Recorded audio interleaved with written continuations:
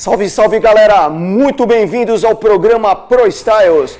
Estamos no ar aqui na TV Grande ABC, canal 3 da NET e na rede NGT 48 Digital. Estamos aqui hoje com uma entrevista histórica. Nós temos um dos maiores conhecedores, pesquisadores do surf brasileiro. E aí, com vocês, meu amigo Diniz Iozzi, mais conhecido como Pardal. Grande Pardal, cara. Tudo bem? Que legal, cara. Prazer estar aqui com você. Tá com o povo aqui de São Caetano do Sul. Isso aí, galera. É isso aí. Vamos aí.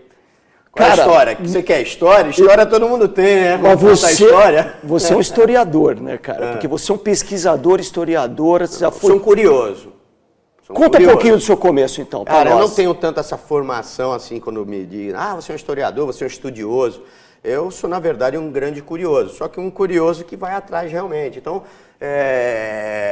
quando eu quis entender o porquê nós brasileiros, na década de 80, ainda não estávamos num nível de competitividade dentro do circuito mundial de surf, eu falei, caramba, a gente tem que pegar um grupo de surfistas jovens e ir para as faculdades do surf de competição. E aí nós elegemos Austrália, Havaí e Califórnia. Isso em 87, 88, após o Mundial de Porto Rico que Fabinho Gouveia ganhou. Então lá eu percebi que tínhamos que, para nos aprimorar, ir conhecer os melhores naquela época e que dominam há muito tempo o circuito mundial. Então fomos competir lá na Austrália, depois morei no Havaí e Califórnia. Tendo essa faculdade feita, voltei para o Brasil e começamos a tocar equipes de competição. Anterior à ida da Austrália, em 86, foi a primeira equipe que eu formei da Hip Wave, que era Rogério Alemão, Daniel Miranda, Fernando Macaco, Zé Paulo Wagner Pupo, Douglas Lima, Pio Pereira, China, Paca. Isso em que ano você está falando? Estamos falando em 86. 86 já. Isso. Em 86 nós conquistamos o primeiro título brasileiro por equipes no Marambaia, na Praia da Joaquina, com Wagner Pupo e toda a equipe formatando o São Paulo. Ele foi o primeiro campeão brasileiro amador, isso em 86. Então, provavelmente eu devo ter começado 84, 85 na equipe Hip Wave. Depois fomos para Porto Rico, participamos do Mundial, junto com o Fábio Gouveia conquistamos o primeiro título mundial de surf, categoria Open Amador. Isso abriu as portas para todos nós, porque de repente nós éramos os brasileiros, que muito festeiros, mas que não tínhamos um surf explosivo, mas que não tínhamos uma seriedade de interpretação das regras e das avaliações, né, dos jurados. Então a gente ainda estava um pouco confuso. Já tínhamos várias gerações de competidores, mas ainda não conquistávamos um espaço, diria, proeminente. E o Fábio conquistou essa equipe. E todos lá nós nos sentimos possantes, né? Falando, pô, caramba, os convites vieram para morar nesses locais. A gente pegou, montamos uma equipe com o Zé Paulo e o Renan Rocha. Em 88, 89 fomos para a Austrália.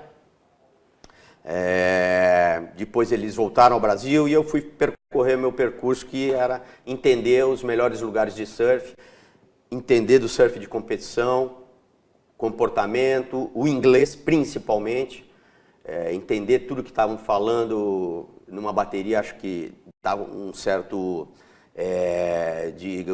estabilidade emocional dentro do mundo de competição. Então isso tudo nós não tínhamos com muita abundância, nós tínhamos que criar, né? Então foi tudo bastante inovador, ou seja, tudo isso é o início do que nós todos percebemos, eu já mais velho que eles, que o mundo era possível através do surf. Então nós todos não tínhamos, vamos dizer, tudo que nós conseguíamos era através de patrocínios, através de colaboradores, através de pessoas que, como você, estilos, que se compromete com sonhos de pessoas. A gente tinha um sonho. É verdade. A verdade é essa. E a gente convenceu alguém que aquele sonho era factível. Eu acredito que a gente, de certa maneira, conquistou o mundo. Hoje, Bom, aí começou esse mundo de competição, como eu já estava te dizendo, vim aqui, aí trabalhei na Billabong, com Binho Nunes, Charles Cardoso, trabalhei com Tadeu Pereira, trabalhei com Neco Padarates,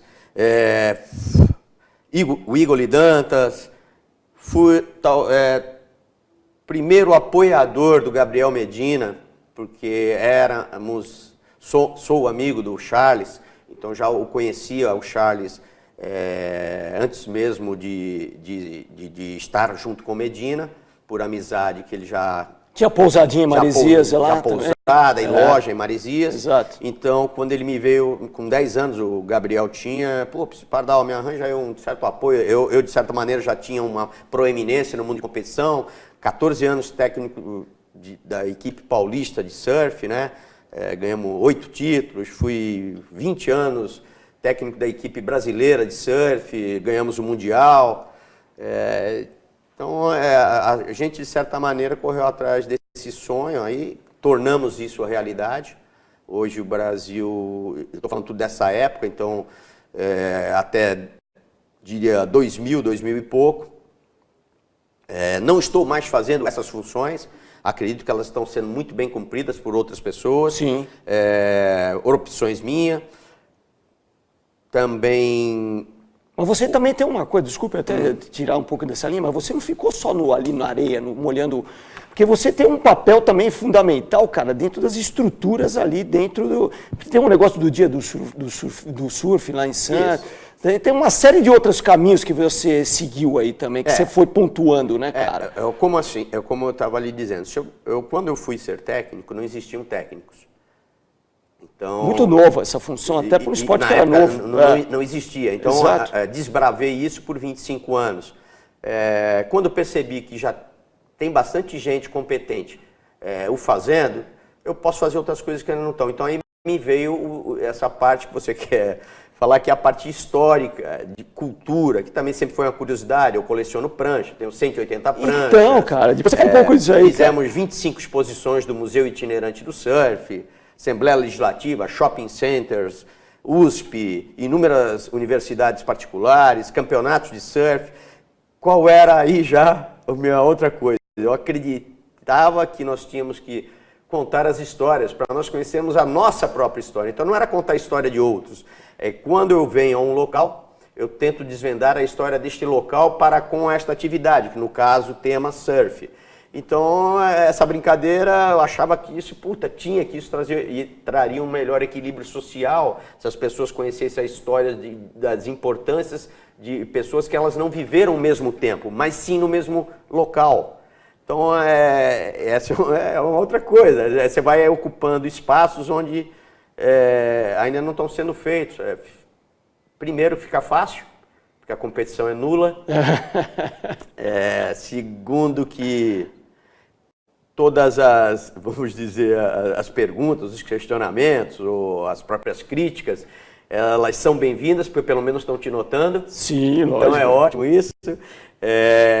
E a função básica, ela é muito simples, cara, porque na verdade o que é? Como nós estamos aqui falando, conversando sobre história, sobre um tema que nos é comum, sobre um determinado espaço, eu só levo mais... Por isso que eu não sou um historiador profissional, eu sou um curioso, então eu levo para um espaço época, trago algum tipo de mobília, que são as pranchas, ou pôsteres, ou coisas que relembrem a época, pessoas que são daquela época, e a gente desenvolve o assunto.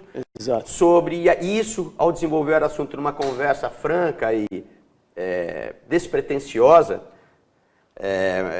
você acaba envolvendo as pessoas que estão ao redor. Então, é quase que uma terapia, talvez. Exato. E, ao mesmo tempo, você, de certa maneira, está contando a história daquele grupamento antes de você, anterior, antes. Esse reconhecimento que você vai buscando para aqueles caras que plantaram lá atrás e que muitas vezes, no andar da carruagem, vão se perdendo, né? Me fala uma coisa, você santista, teu contato com prancha, com surf mesmo, cara, como que foi? Vamos lá, dá uma pincelada rapidinha para aparecer aí. História simples, Sorocotuba...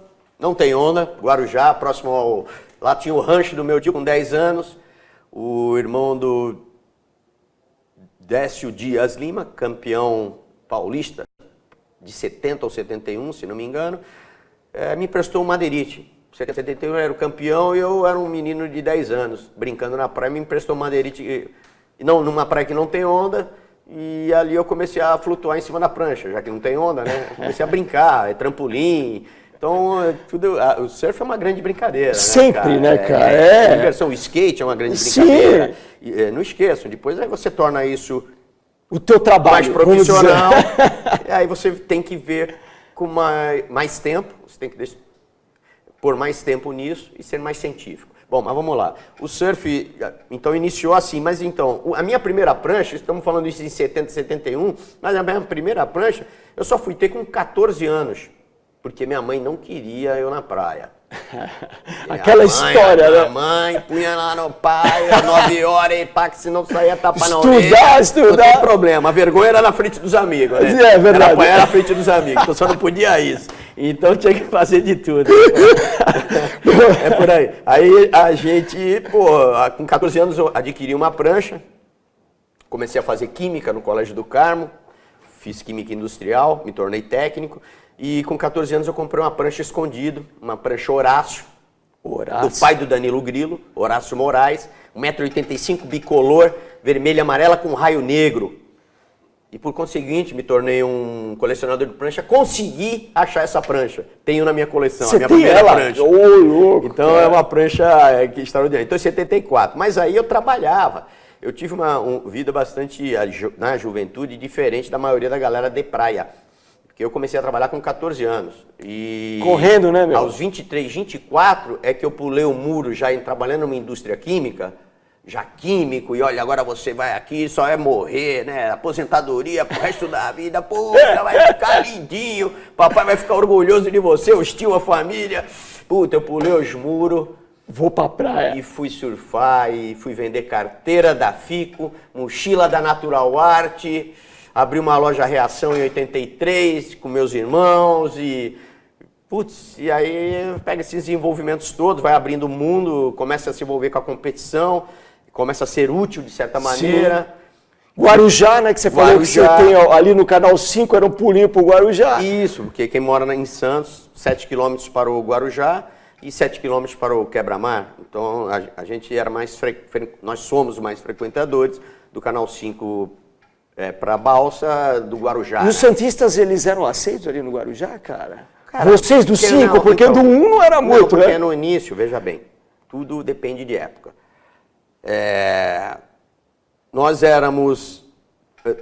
Na verdade, Santos é um grande centro, então daí vai se abrindo. Certo. Então os santistas, não eu, mas anteriores a mim, foram os primeiros que surfaram no Guarujá, que foram os primeiros que surfaram no Bertioga. Peraí, Diniz, eu vou precisar chamar os comerciais agora e na sequência a gente vai voltar com esse papo, meu, que o cara é uma lenda. Galera, os comerciais a gente já volta na sequência. Falando.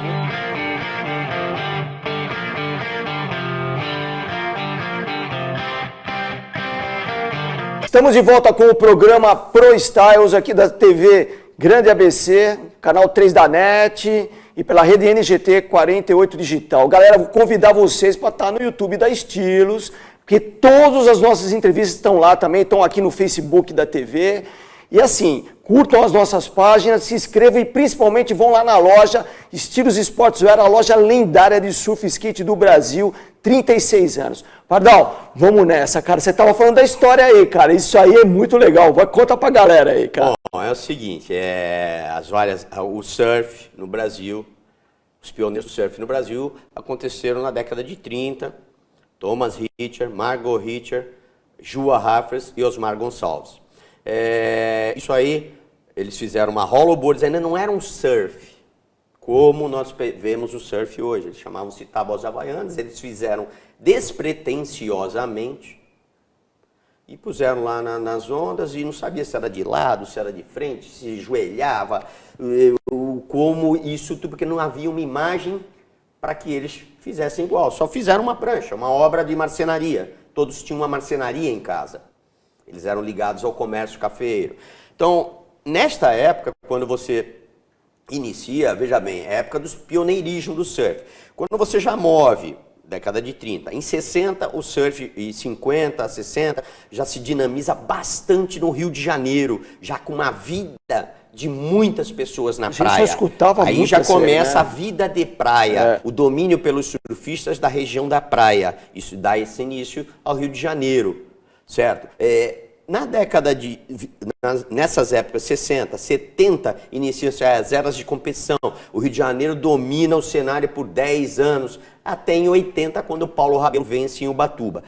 Então, nessa época de 80, que é uma época bastante já, assim, vamos dizer, disputada, porque já existia uma hegemonia do Rio de Janeiro nas competições, e os paulistas tentavam entrar neste mesmo nível para poder competir em igualdade. Então, aí, em certos elementos, algum tipo de agressividade, não vou dizer agressividade, hostilidade ou marcação mais dura, porque as regras ainda estavam sendo pautadas. Então, muitas das vezes, ainda o corpo a corpo, a intimidação ainda ocorria. Exato.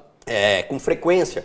Mas é tudo uma época que vai se moldando. São fases, né, cara? São fases da própria ato civilizatório. Exato. O surf passa a ser algo despretensioso, começa a movimentar valores e pessoas, número de pessoas em volta daquele grande 80 negócio. já tinha um mercado, né, cara? Porque Já a gente começou naquela época e já vinham grandes marcas investindo em circuito e as coisas. Então você já tinha amparado já uma certa estrutura, você podia conseguir alguns patrocínios, né, cara? Era outra história. Mas aquela fase tua da praia ali, as disputas eram entre os caras ali da região. Isso. E tinha uma pegada entre os turmas dos canais. Lógico. Isso aí. Tudo quando você é jovem, e isso ocorre também hoje, há disputa natural pelo espaço, porque você ainda está com a história dos seus pais, né? Exato. Você está montando a sua história. Então você é quase ninguém, né?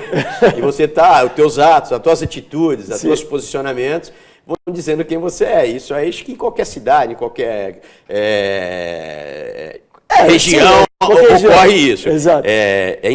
Eu acredito que isso seja muito da idade. Então era a época da gente se firmar, né? Então é aquela coisa, você era Tombo Boys, não queria que outros caras fossem ao tombo, então a gente criava uma turma, aí cria um slogan, os de fora a fora, aí o pessoal do quebra-mar já mais, vamos dizer, como já era de um centro mais urbano forte, que era Santos ali, Canaã, eles já eram em maior número, eles já ditavam normas, comportamentos, cabelos loiros, eles eram os índios, né? Exato. Ditos os índios, os loiros, era tudo muito assim, isso diferenciado para a época, isso, né? antes do Pier, né? Isso antes, não, durante o Pier. Durante o Pier, só foram 70 e pouco. O Pier inicia a construção em 72, em 74 ele é entregue, em 76 ele é entregue.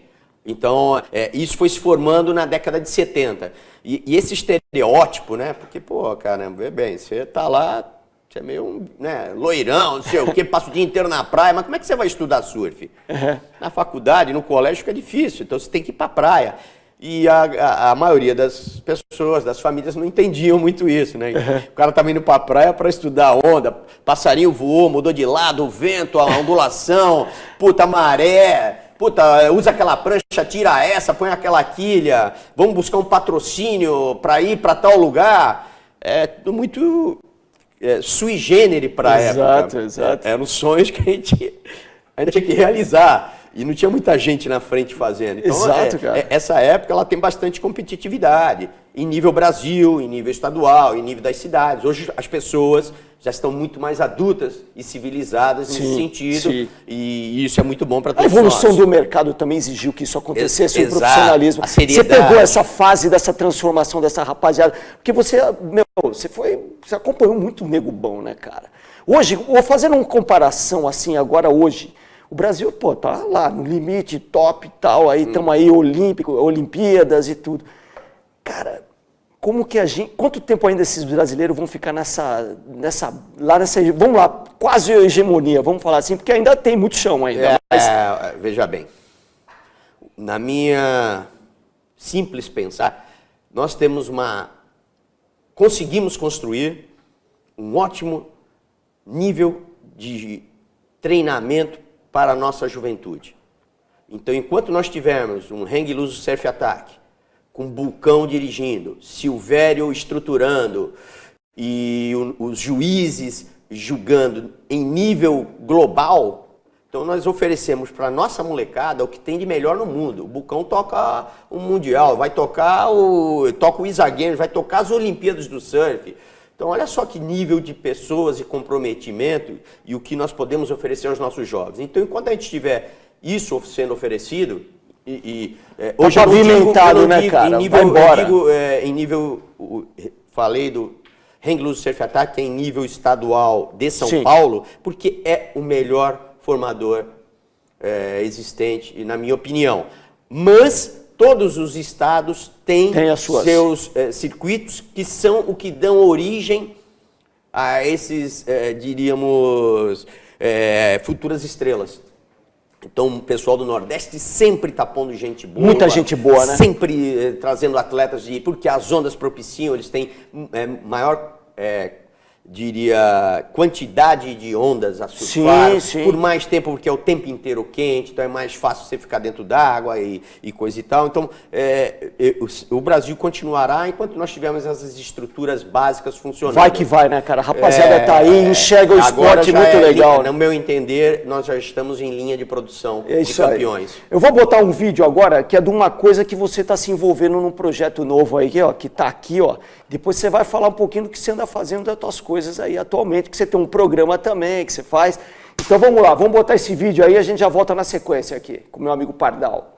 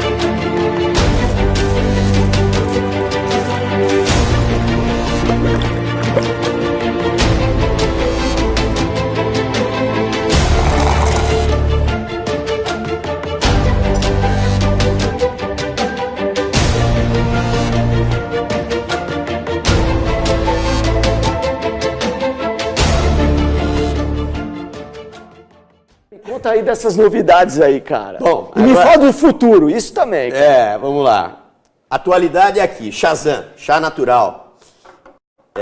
Desenvolvido Zé Paulo. Um bando de surfista que gosta de pegar onda boa, de repente vai viajar e pensa numa cerveja. Criaram a Sumatra, o Jonas e o Zé Paulo.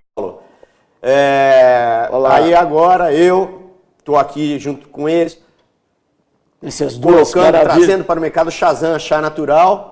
Junto com o Paulinho Esmeralda, todo o pessoal que veio do surf que hoje está com outros sonhos. A gente está agora querendo entrar no mercado alimentício. Olha que legal, cara. Então a gente quer trazer um pouco da essência do surf, dos surfistas, para o mercado de alimentos e, cara, é uma delícia competir, né? Exato. E ajudar nesse sentido também de trazer produtos saudáveis. Acho que a gente tem que ter esse comprometimento aí com todos. Sempre, né, cara? O que mais? Estamos tentando criar uma ideia em Santos de fundos para surf, só que móveis. Então a gente está já com planejamento para chegar em determinados locais, colocar lá um fundo móvel.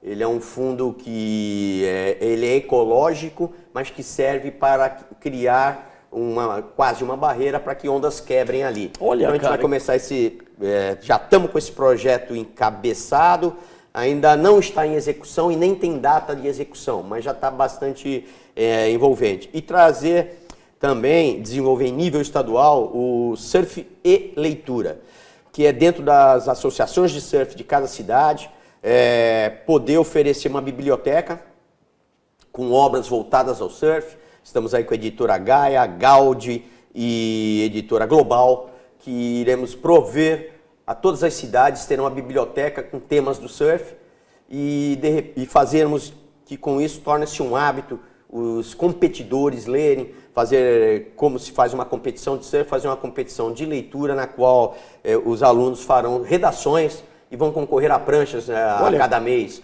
Tentar trazer e levar mais leitura aos surfistas e promover negócios, porque eu tenho uma larga experiência nisso e sei que todo almoço tem que ser pago. Tem que acontecer, né, cara? Tem que acontecer. Não a gente tem jeito mais. Eventos, a gente tem que ter sonhos, mas a gente tem que ter factível com o mercado. Nós temos que fazer algo com que o mercado também consiga trazer o capital. Exato, perfeito. Eu acho que prestar serviços,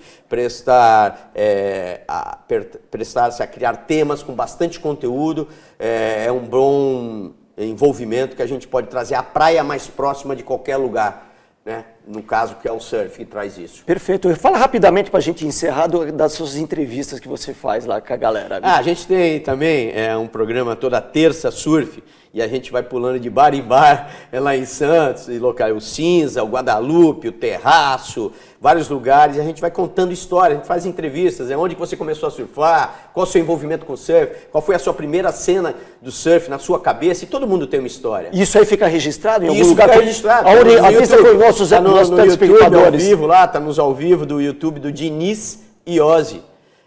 Toda terça a gente está gravando uma novidade e a gente, cara, com bate-papo descontraído, a gente vai contando e ouvindo histórias e vai descobrindo histórias. Eu vou participar num desse lá, não para fazer entrevista, mas para estar junto com vocês lá, estar junto vocês lá. Vocês são todos convidados, pessoal de São Caetano, e eu quero trazer para cá. E é isso aí. Eu quero trazer uma terça surf então para contar a história do surf de São Caetano, a história do skate de São Caetano. Eu não a conheço, mas são espaços que a gente pode promover. Show de bola então, galera. Então é isso. Diniz, legal, prazerzão, cara. Galera, tenho certeza que vocês vão curtir essa entrevista. Esse cara aqui é gente finíssima. Um abraço a todos. Valeu. Valeu, galera.